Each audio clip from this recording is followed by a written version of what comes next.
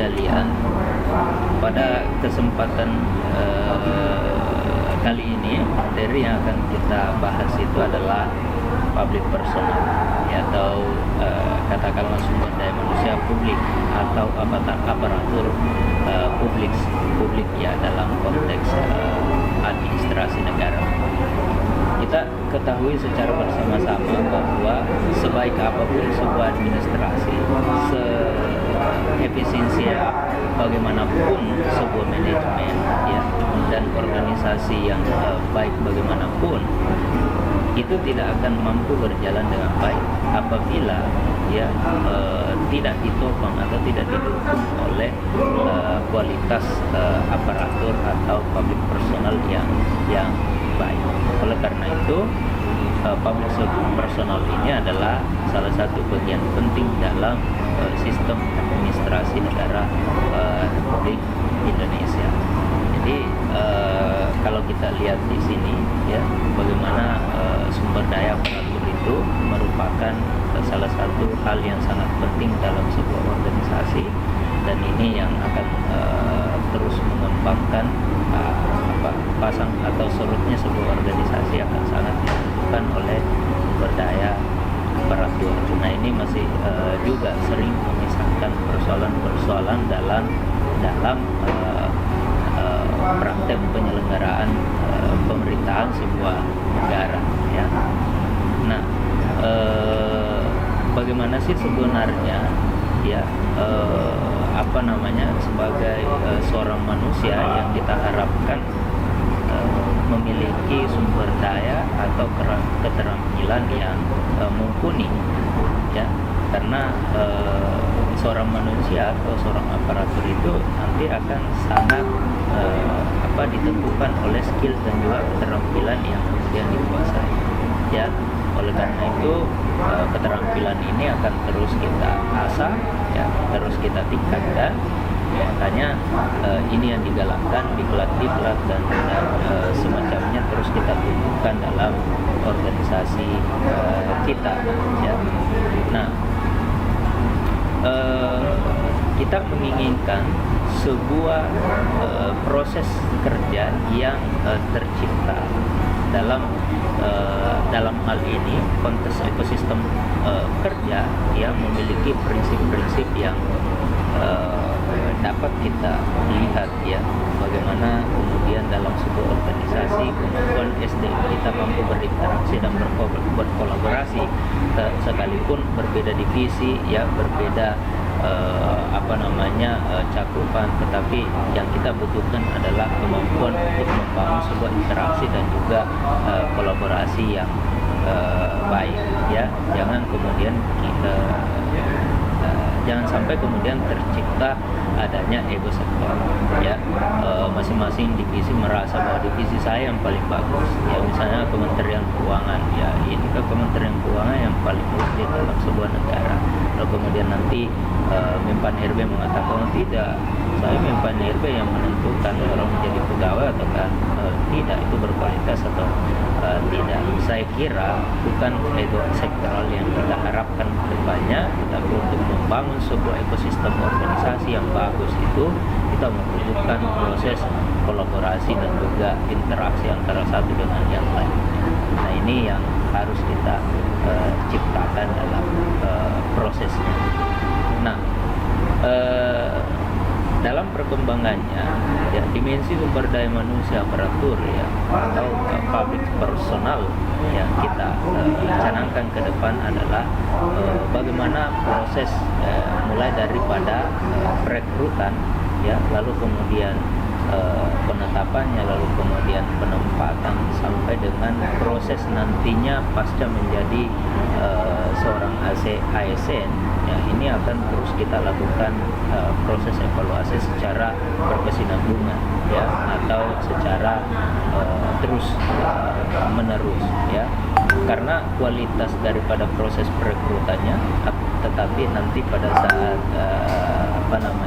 mereka menjadi aparatur penyelenggara negara, ya, juga tidak diatur dengan baik, maka tentu juga tidak akan menghasilkan kualitas yang kita inginkan. Oleh karena itu dalam public personal ini kita jadikan sebagai bahan diskusi untuk terus kita tingkatkan, mulai daripada proses perekrutannya sampai dengan nantinya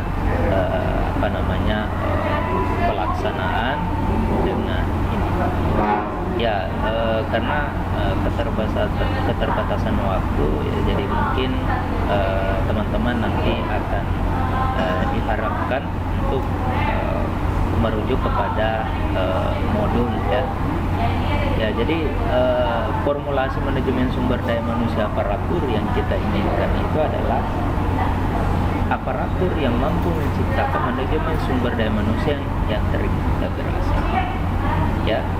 Ini yang saya katakan tadi. Lalu kemudian aparatur publik kita ini seringkali menuai intervensi politik. Nah, ini yang akan kita hindari ke depannya. Karena sustainability, profesionalisme seorang aparatur ya, itu salah satunya akan nampak manakala intervensi politik tidak terlalu tinggi ya. Belum lagi pada proses selanjutnya ya, kita menginginkan manajemen sumber daya manusia aparatur ya, yang berbasis pada merit system. Jadi kalau kita lihat di sini, merit systemnya adalah seseorang seharusnya ditempatkan sesuai dengan skill dan juga kapabilitasnya ya. Sekalipun sekarang ada isu dalam pelayanan publik yang disebut dengan multitasking, tetapi tetap saja kita membutuhkan sebuah skill ya, skill dasar untuk mampu memenuhi agenda ini ya. Nah, tadi saya katakan kalau bicara tentang public personal itu mulai daripada perencanaan sumber daya aparatur ya, di mana pada proses perekrutannya itu apakah memang dilakukan proses seleksi yang betul-betul memang mencari orang-orang yang memiliki kemampuan, memiliki skill, bukan melalui perekrutan atas adanya kedekatan hubungan emosional. Saya kira dalam manajemennya sekarang pemerintah terus meningkatkan upaya-upaya tersebut ya. Nah, ini dalam proses ya, sumber daya aparatur ini teman-teman kita mengharapkan untuk lebih banyak membaca sebetulnya, karena ini adalah salah satu core atau intinya ya.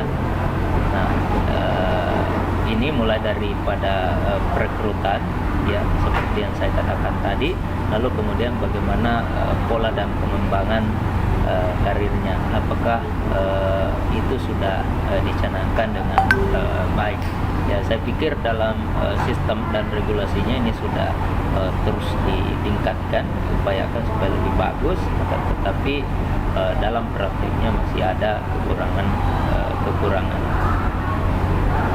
Nah, ini kalau kita melihat ya pada posisi sumber daya manusia kita ya, karena masalah juga yang kita hadapi adalah manakala aparatur kita ini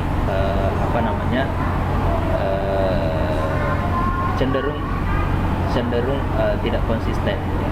Misalnya saya katakan seperti itu karena misalnya sebelum dilakukan perekrutan mereka kemudian bersedia untuk ditempatkan di mana saja sepanjang wilayah negara Republik Indonesia, tetapi dalam prosesnya ya, ketika dia nanti menjadi aparatur, ketika nanti dia bergabung dalam institusi pemerintahan, seringkali mereka dengan pengabdian tertentu ingin pindah dengan alasan yang beragam. Nah, ini juga saya pikir salah satu yang menjadi penghambat pembangunan secara merata, karena ada sumber daya manusia yang memiliki kualitas yang bagus, tapi pada satu sisi ada satu organisasi yang kemudian tidak ditopang oleh sumber daya yang mempunyai sumber daya yang berkualitas, sehingga ini harus mampu kita kelola dengan baik. Dan kalau ini dikelola dengan baik, tentu kita mengharapkan ke depan akan tercipta sebuah pemerataan kualitas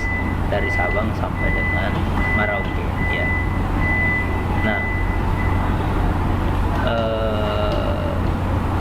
ini nanti teman-teman dapat melihat saja di dalam modul ya.